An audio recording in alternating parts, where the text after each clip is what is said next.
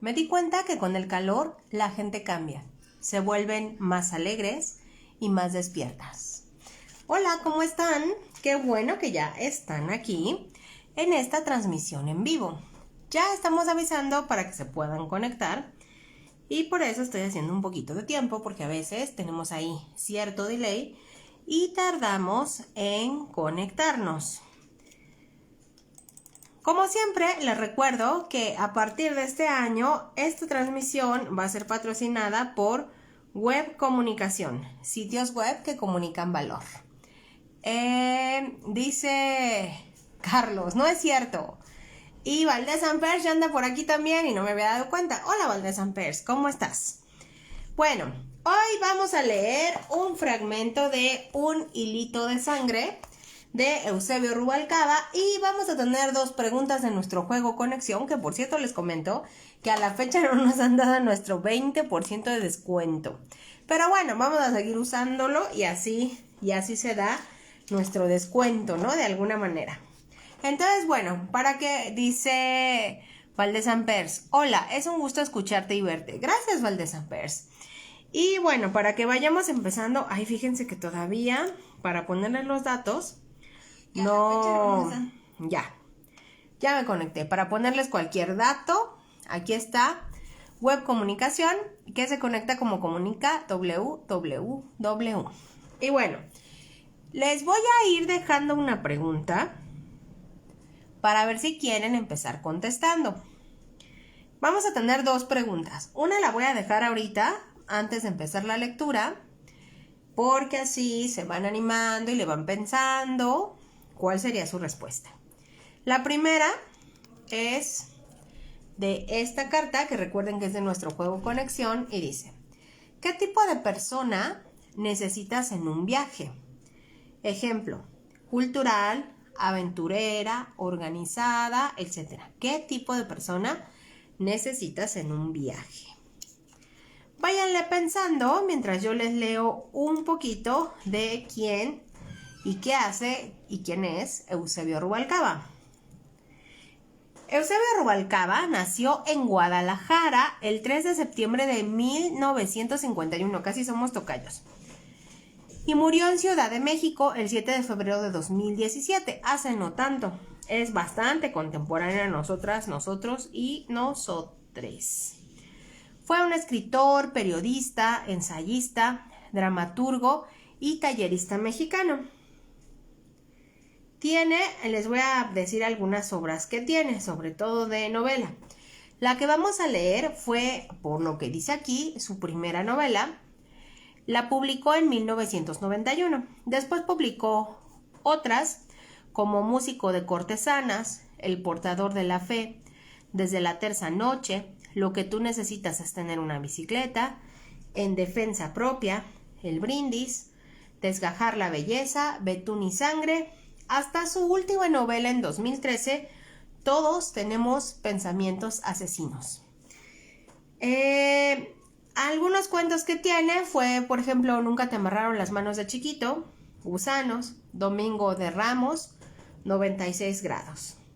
También escribe para obras de teatro, por ejemplo, tiene Las dulces compañías y La visita. Tiene algunos ensayos, por ejemplo, Las cuarentonas, Diccionario inofensivo, Una cerveza de nombre Derrota, La historia de los Beatles. Esta en 2007. Y bueno, vamos a leer unos fragmentos de... Hoy no va a haber spoilers porque a mí me falta un tramito. Entonces no les voy a poder contar el final. Van a tener que leerlo. Y al respecto de leerlo, les voy a dejar el PDF en las historias para que lo puedan descargar. Y pues así me dicen qué opinaron de ese final. Les voy a leer la parte que ya tenía apartada, pero les voy a dar un poquito de contexto del libro. De todas maneras, acuérdense que tenemos la pregunta pendiente. ¿Qué tipo de persona necesitas en un viaje? Ejemplo: cultural, aventurera, organizada, etc. Vayan pensando. Y bueno, les cuento, este libro me lo prestó Carlos esta Navidad, entonces lo estuve leyendo en algunos espacios que tenía. Y pues sí es cierto, como él me dijo, es una lectura ágil, o sea, si deciden leerlo, lo van a leer muy rápido. No tiene demasiadas palabras difíciles. Habla de algunas Es que son palabras coloquiales, pero tomen en cuenta que son coloquiales para ese tiempo. Así que no salen palabras como funar, coquette, aesthetic, etcétera, que son las palabras coloquiales de ahora. Salen las de ese momento. Carlos dice sobre la pregunta. La pregunta era, ¿qué tipo de persona necesitas en un viaje cultural, aventurera, organizada? Dice, yo necesito a alguien con mucha paciencia. No todo sale como se espera. Y hay que salir de los problemas rápidos y no clavarse. ¿Ok? Yo voy a ir pensando cuál necesito yo. Y a ver, Valdés Ampers, cuál necesita. Vuelvo hasta la parte donde voy. Pues fíjense que aquí el personaje principal es un joven de... Yo le calculaba 10, pero estaba viendo que 13 en realidad. No, o sea, al principio no sé por qué yo le calculaba 10. Que pues nos cuenta como sus maneras de percibir la vida, yo diría, o de percibir el mundo. Empieza cuando pues su papá lo manda por... le dice al papá que quiere dedicarse a ser chofer en una casa rica, o así entendí yo. Y el papá le dice que cómo que chofer, que qué vergüenza. Bueno, no le dice, hola Amanda, ¿cómo estás? No le dice exactamente que qué vergüenza. Hola David Hong, ¿cómo estás? Sino que le dice, no. O sea, no vas a ser un muerto de hambre. Bueno, no le dice así, pero bueno. Se enoja y entonces le dice que vaya al metro a recopilar todos los anuncios de diferentes cursos que pueda tomar, que sean algo de provecho y no ser chofer de una casa rica, ¿no? Y ya.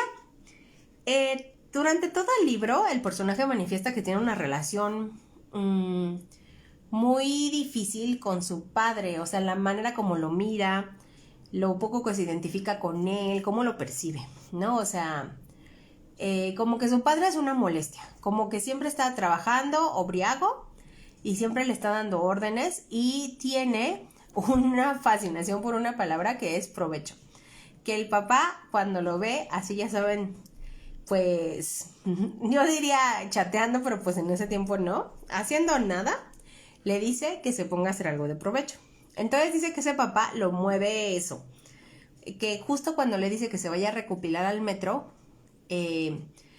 pues a ver cuántos anuncios de escuelas consigue, es para que haga algo de provecho. Y entonces pues ya el chico se va, pero justo ahí nos comenta que hay una razón por la que él considera que es fundamentalmente importante o de los mejores trabajos ser chofer.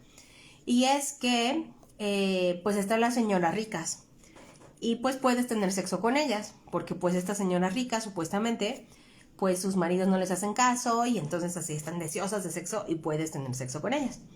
Pero bueno, dice que su papá que va a saber, ¿no? Como que no valora. Entonces ya nos empieza a platicar de que si ya se va para el metro. A mí me gusta lo que me gustó, les voy a decir lo que me gustó y lo que no me gustó.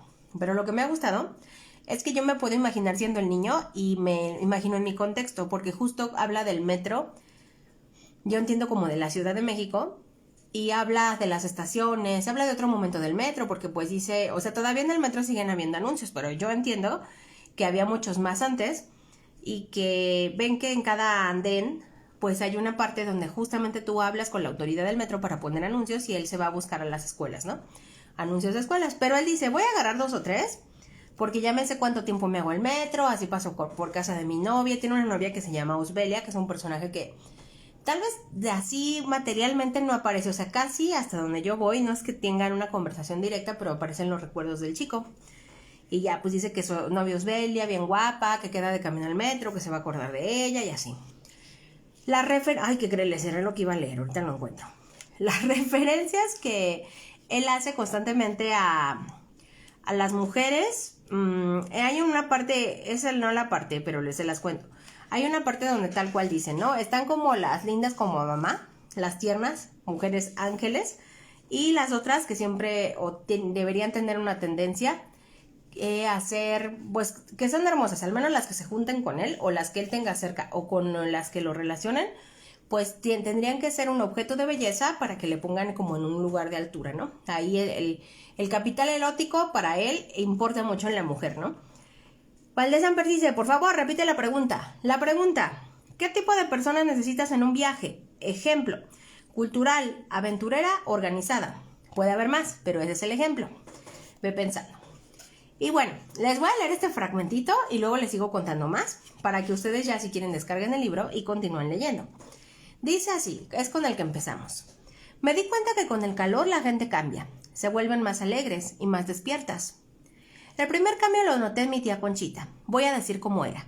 No estaba gorda ni flaca, sino más bien como las muchachas de las revistas. Su cara era delgada y el pelo lo tenía largo y negro. Me trataba con mucho cariño y yo juro por Dios y todos los santos, y si no que mis papás se mueran, que para mí era como una maestra de esas con la que te encariñas mucho o como ese angelito de la guarda que nunca se deja ver. Así la veía yo, hasta que la vi más de la cuenta. No fue mi culpa. Ese día mi tío Ezequiel salió muy temprano porque quería recibir personalmente a unos huéspedes muy importantes en el aeropuerto, y a mí me dieron ganas de ir a platicar con mi tía Conchita. ¿Quién sabe? Había agarrado ya mucha confianza y entraba y salía por todas las partes como si toda mi vida hubiera vivido en esa casa. Jamás tocaba las puertas porque cuando mi tío Ezequiel quería que nadie entrara, la cerraba por dentro. A mí mismo me lo dijo. Ponle el seguro a tu puerta si no quieres que nadie entre. Ok. Pero yo iba vuelto madres y así me metí a la recámara de mi tía Conchita. Para esto ya la había buscado en la cocina, el jardín, el cuarto donde hace su gimnasia. Así que entré a la recámara a fuerza que sí, y tamaña sorpresota que me llevé. Estaba ahí, en la cama, acostada sobre las sábanas con los ojitos cerraditos, pero sin nada encima, ni siquiera los aretes. Vi en un segundo lo que tenía que ver, sus chichis, su ombligo, sus pelitos y sus piernas. Toda de una piel blanquísima. Cuando vi que hizo un gemido y entreabría los ojos, salí disparado. A partir de ese momento ya no pude ver igual a mi tía Conchita. No cabía duda que el calor hacía que las personas hicieran cosas diferentes, pero vivir a su lado el mes que me quedaba en México fue lo peor que había vivido hasta entonces. En Mérida, el mes que me quedaba en Mérida, fue lo peor que había vivido hasta entonces. Apliqué todos mis trucos para que mi tía Conchita se dejara agarrar, o cuando menos me dejara ver algo, pero nada. Me enfermé de los ojos para que me pusiera bolsitas de té de manzanilla y se acercara mucho a mí. Me dieron cólicos para que pusiera sus manos adorables en mi panza y me la frotara.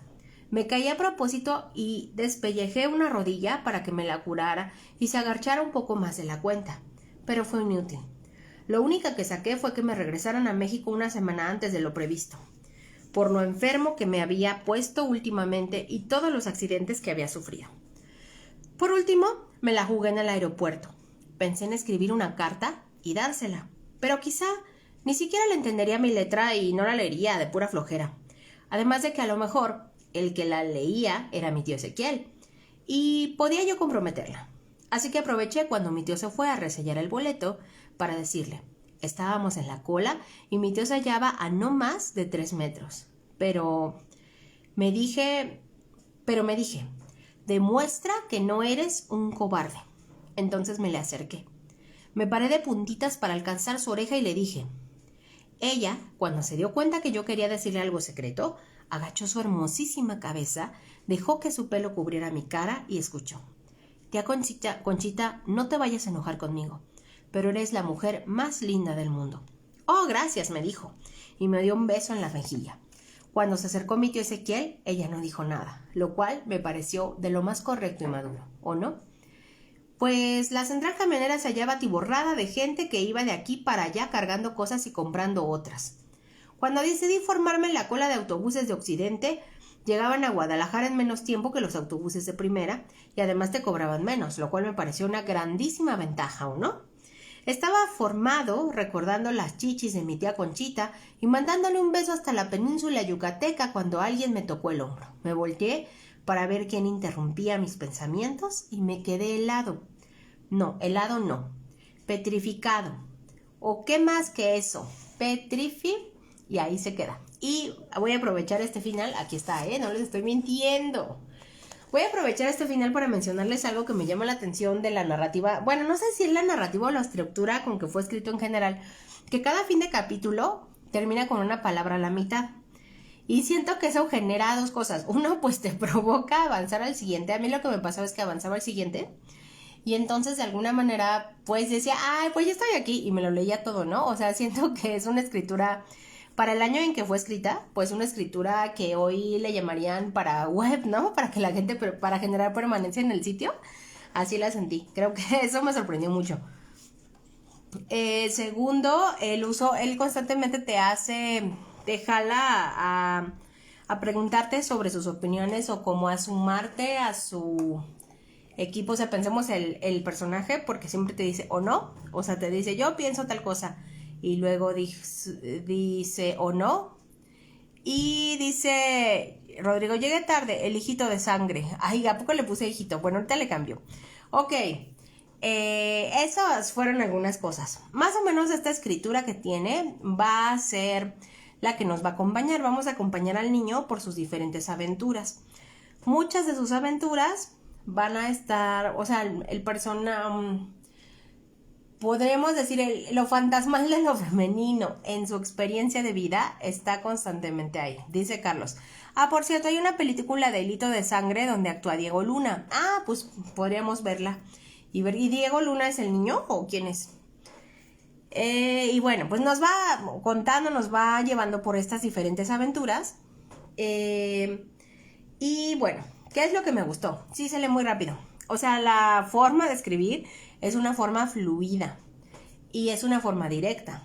Me agrada como, también hasta lo dicen por aquí, cómo utiliza el lenguaje. O sea, cómo se está construyendo al personaje a partir de las propias formas de habitar la palabra. El mismo personaje nos dice que le gusta mucho leer, que es en lo que puede perderse y concentrarse, y que entonces de repente saca pues muchas palabras domingueras para su contexto. O sea, es un personaje que pareciera no tener un contexto extraculto, etcétera, pero que de alguna manera pues justo al no tener ese contexto donde si no aprendemos las palabras de la literatura o las palabras de la academia o de la escuela, nuestra construcción del lenguaje es más empírica. Por tanto, a veces nuestro entorno limita o expande nuestro lenguaje. O sea, dependemos de ese entorno al 100 para que el lenguaje crezca. Porque si no tenemos otro, como que no alguien nos diga al oído más palabras o más formas de decir las cosas, solo vamos a tener nuestro momento presente, nuestra relación presente con los otros. Pero en este caso, precisamente el niño nota el joven nota una diferencia entre el lenguaje que tiene pues su entorno y las palabras que él va asimilando a partir de que lee un montón. Entonces, no constantemente, pero de vez en cuando vuelve a mencionar que él lee mucho y que maneja a veces palabras domingueras o palabras raras o palabras distintas para comunicarse con las otras personas.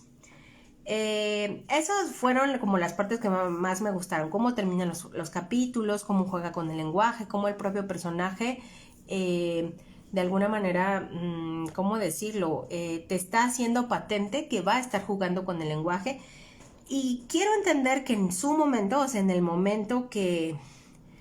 Dicen que aquí que Agustín Yáñez fue el premio 1991. O sea, que en ese tiempo esa forma de expresarse era el lenguaje juvenil. Por ejemplo, dice aburridérrimo, loquérrimo, así, algo así. O sea, ese tipo de terminaciones hablan de un lenguaje de su tiempo. Algo que me llama la atención viéndolo desde... Algo que me llama la atención de que exista la filología es que justamente se pone a ver cómo en la literatura de alguna manera se puede ver a lo social, ¿no? O se puede ver un momento histórico y cómo se pensaba, a pesar de que la literatura o las narrativas pues puedan ser ficción, pero en la propia ficción se puede ver cómo se van construyendo imaginarios, pensaríamos, ¿no? Entonces yo observaba, bueno, me llamó pensar cómo se construía el imaginario de la masculinidad en el 91. Porque ya saben, ahora es muy abordado el tema de cómo se construyen la masculinidad, la feminidad, cómo se pueden construir otras o nuevas. Pero pues en 91 no se pensaba en eso. Entonces me llamaba la atención porque las referencias constantes que tiene el personaje a lo que es ser masculino y a lo que debería ser lo femenino son muy estructuradas. Yo diría cuadradas, pero más bien a lo que me refiero es que está tirando línea claramente de la expectativa está construyendo claramente un femenino y un masculino. Entonces, cuando habla de lo femenino, pues hasta es muy claro al decir que toda mujer que se precie de ser mujer tendría que tener conjuntamente la ternura, la hermosura y la sensualidad, ¿no? Y eso sería fundamental en el caso de este joven, sobre todo para una mujer que esté a su lado, ¿no?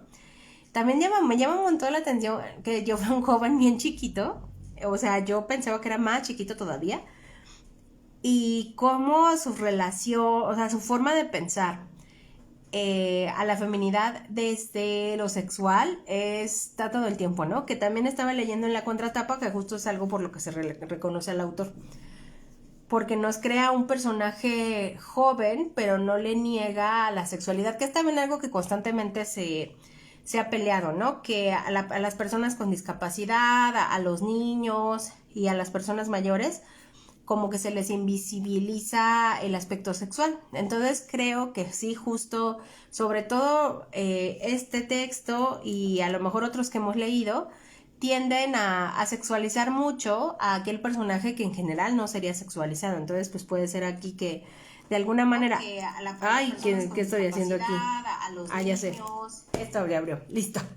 De alguna manera, como que al estar dándoles estos espacios del deseo en este caso a este joven, pues obviamente hay una ruptura, hay una transgresión de lo que podríamos esperar.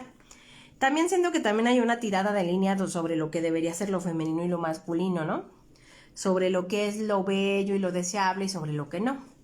Entonces, bueno, digamos que en general me gusta mucho la lectura y pues lo único me llama la atención darme cuenta cómo está ahí muy construido lo que...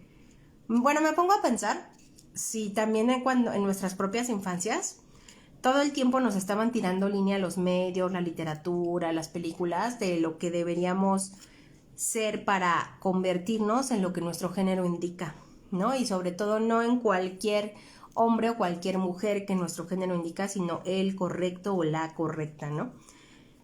Eso pues me súper llama la atención, me parece bien interesante. O sea, bien interesante que lo estudiáramos, profundizáramos, ¿no? Y bien interesante pensar cuando quienes hicieron esas lecturas en esos años, ¿qué pensaban? O sea, decían, sí, claro que sí, así debe de ser. También me parece bien interesante que como a pesar de que este joven construye su masculinidad a partir de el deseo hacia lo femenino, el deseo heterosexual hacia lo femenino, llama la atención como tiene pocas figuras masculinas o como al menos en su papá no encuentra una, ¿no? ¿Hasta dónde voy? Pasa después algo bien interesante, que pues por ahí como que por un momento se va con un viejito que pide dinero y con una chica que es ciega. Y ahí pasan cosas interesantes que no les quiero contar, sino hasta que leen el libro, que les voy a dejar en PDF. Pero bueno, hasta aquí mi reporte, vamos a ver qué nos dicen. Dice, bueno, la película que nos comentó Carlos, donde participa Diego Luna. Valdés Ampers, tengo sentimientos encontrados. Creo que no es el tipo de libro que nos lees. Es como aburrido. O no debo de estar equivocada. Y dice Carlos, así es, alguna vez lo platicamos. Tenemos libertad de expresar cualquier cosa. A lo de Carlos no, ubícame en el contexto de tenemos libertad de expresar cualquier cosa. Luego dice Carlos, rara vez pensamos lo que hacemos con eso en la sociedad. Carlos, dime qué es eso. Porque recuerda que hay un delay y aquí se nos va de repente la onda. Sí, o sea, yo creo que lo que siempre, ahorita me quedé pensando, ¿cuál será una fórmula para que tu lectura o tu escritura o lo que tú comuniques pueda tener una especie de revolución? Y me quedé pensando, sería transgredir lo que siempre se ha dicho de tus personajes, ¿no? O sea, si ya saben, como cuando sale pues la abuelita, estas películas donde la abuelita al final ayuda a los del taxi, había una argentina creo, que llevaba a los taxistas a una zona así como muy muy pobre y ella ya se bajaba y entonces llegaban unos jóvenes y robaban a los taxistas, ¿no? O sea, cómo participaba del delito encarnada o habitando este personaje estereotipado de la viejita buena onda, ¿no? O, pues, por ejemplo, lo vimos en el Alien Agropecuario, ¿no? Que también ahí vemos como el jefe de una banda de rockeros es el baterista, que es un chico con síndrome de Down, ¿no? Y cómo es tan fundamental para la banda que al final él triunfa y todos los que digamos, lo metieron a la banda como por lástima, por el estereotipo del chico con síndrome de Down, se quedan fuera. Él lo saca y pues de alguna manera pues pasa así como el de Apple, ¿no? Que dicen que le robó y así. Pues no tal cual, pero sí, digamos que él tiene la inteligencia, a pesar de que se pensaría que el síndrome de Down no lo da, pero él tiene la inteligencia pues de sacar de ahí a todos los de la banda, los que se supondría que serían los que podrían abusar de él o los normales, y pues se queda como liderando la banda y creciendo, ¿no? Creciendo y teniendo fama como a nivel mundial. Entonces sí, o sea, transgredir al estereotipo del personaje creo que es una forma de que sí logres de alguna manera llamar la atención, ¿no? Como que hacer una ruptura literaria, eso se me ocurre ahorita, ¿no?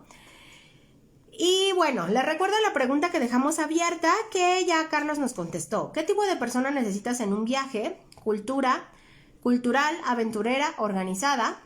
Fíjense que yo tengo una clienta que me comentaba que ella necesitaba en un viaje personas culturales, porque generalmente llevaba la lista de museos que quería visitar, y cuando salía con sus amigas llegaban puntos en que les decía, pues ya me voy a ir sola, porque sus amigas querían hacer todo menos visitar los museos o conocer la cultura de los países que visitaban. Y mi clienta viajaba un montón y me decía, no, pues yo ya sé que cuando viajo con ellas, pues yo me voy sola muchas veces, porque pues no tengo con quién compartir esa parte cultural que tienen ciertos espacios, ¿no? Siguiente pregunta, por si ahí me tienen pendiente la pregunta sobre los viajes. Siguiente pregunta. ¿Sería una persona muy diferente si en mi vida no hubiera sucedido qué? O sea, lo que queremos es el qué. ¿Sería una persona muy diferente si en mi vida no hubiera sucedido? Y bueno, les contesto yo mientras tanto, mientras se van animando a responder. ¿Qué tipo de persona necesitas en un viaje? Yo en un viaje, ninguna, ¿no? A mí me cuesta mucho trabajo viajar con otras personas, pero creo que si aceptara que no voy a vivir mis mismas... Es que para mí viajar con otros es renuncia, o sea, es renunciar a lo que para mí es viajar y pues adaptarme. Entonces supongo que si tuviera que elegir de a qué me voy a adaptar, creo que preferiría la persona aventurera. O sea, preferiría adaptarme de todas a las que me tendría que adaptar, la cultural, la aventurera, la organizada, no sé, preferiría la aventurera. Me adaptaría más fácil a esa persona. Sí, sabiendo que en realidad me estoy adaptando, que yo estoy renunciando a cosas que me gustaría hacer, porque creo que a mí me gusta viajar haciendo una combinación de todo. Cultura, aventura y organización. Entonces, por eso siento que al final sí tendría que ser una persona aventurera. Y déjenme, dice Carlos, ya te respondí arriba. Sí, Carlos precisamente hace rato nos respondió. Espérenme, por aquí tengo para recordarles y que se inspiren quién nos está faltando. Rodrigo, Valdés Amper, Amanda, que andaba por ahí hace rato, para que se inspire. Ay, creo que ya no me aparece. Es que se me mueve otra vez. A ver, ahí voy. Dice Carlos, yo necesito a alguien con mucha paciencia. No todo sale como se espera y hay que salir de los problemas rápidos y no clavarse. Claro, ¿no? Claro, no nos vamos a estar peleando en el viaje, ¿cómo? Y luego aquí, sería una persona muy diferente si en mi vida no hubiera sucedido ¿qué? Fíjense que yo, si algo que se me ocurre, seguro sería una persona muy diferente si en mi vida no hubiera sucedido cada de un montón de cosas, ¿no? Muchas. Pero siempre pienso que una que me haría muy diferente, cuando yo iba a estudiar la licenciatura, tenía 2 carreras en la cabeza. Yo quería estudiar matemáticas o quería estudiar, pues ya saben, diseño y comunicación visual. Y a ninguna es para serme rica, o sea, no sería más rica ninguna de las dos, sería igual de pobre.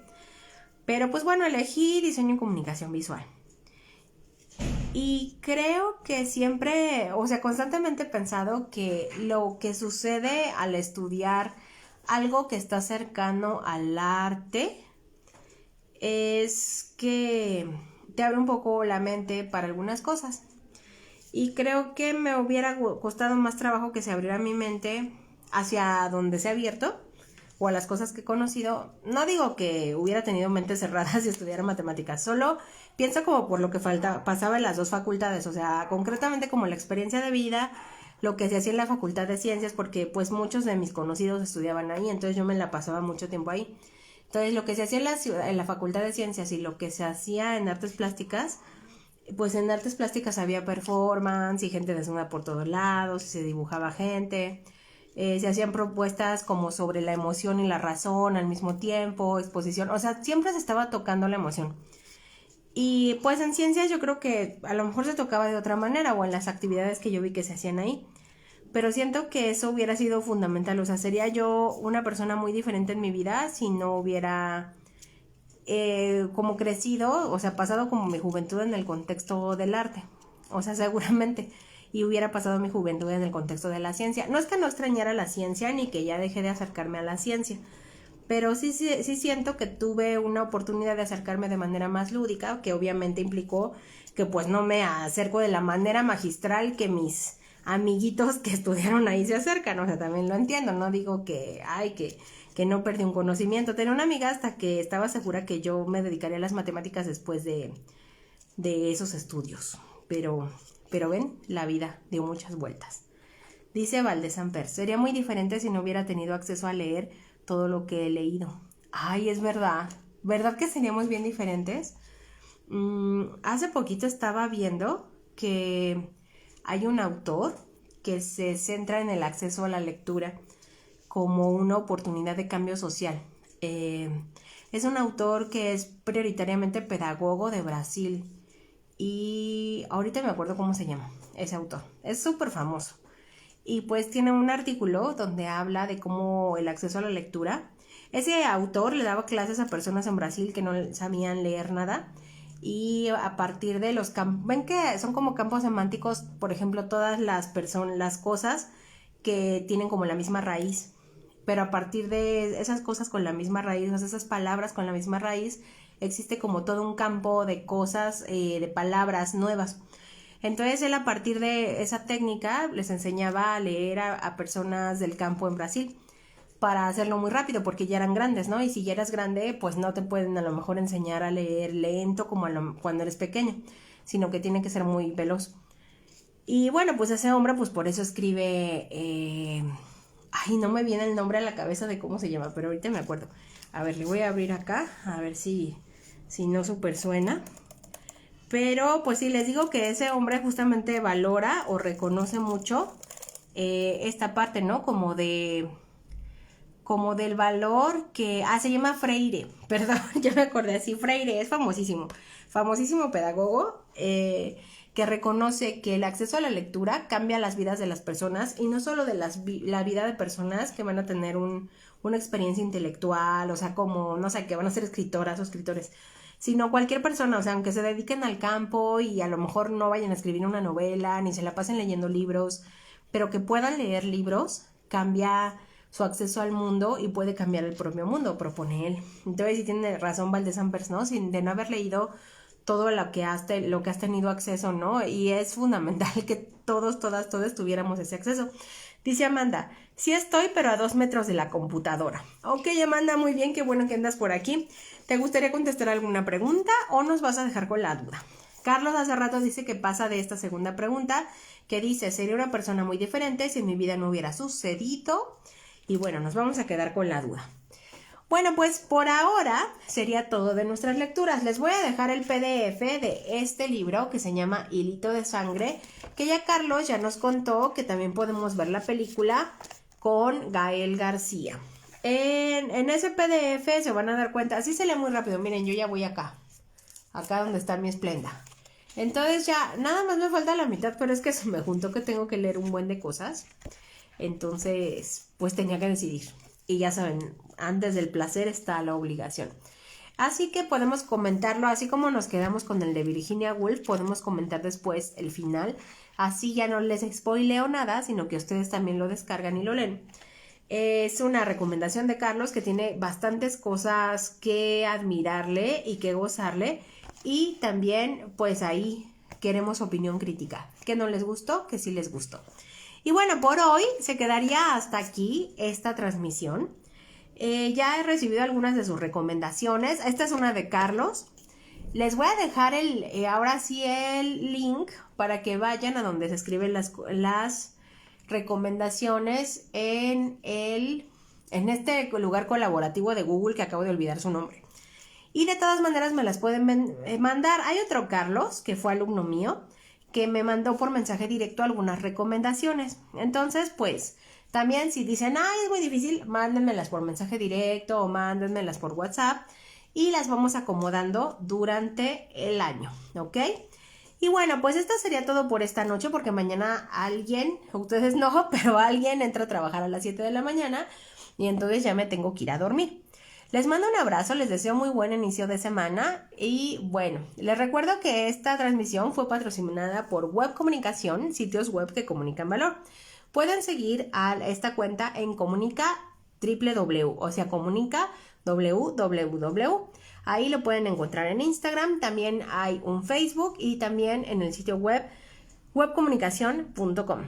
Y bueno, también decirles que si llegaron hasta este punto, son unos guerreros y unas guerreras de la lectura y nos vemos la próxima semana. Yo creo que ya nos vamos a ver a las 9 porque ya me está costando un buen llegar a 8:30. Entonces, consideramos que nos vemos entre 8:30 y 9 todos los domingos. Muchas gracias por estar aquí. Les mando un súper abrazo, que su semana inicie hermosamente y que si pueden, lean Hilito de Sangre para que me cuenten cuál fue su opinión. Nos vemos la próxima semana. Adiós.